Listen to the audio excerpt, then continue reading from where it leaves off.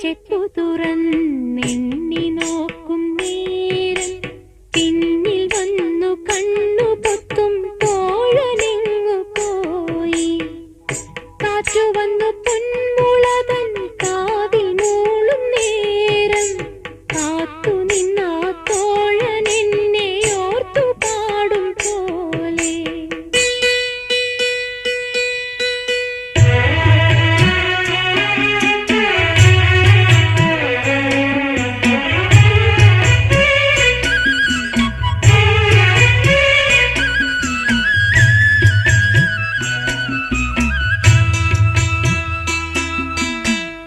കുന്നിമണി ചെപ്പു തുറന്നെണ്ണി നോക്കും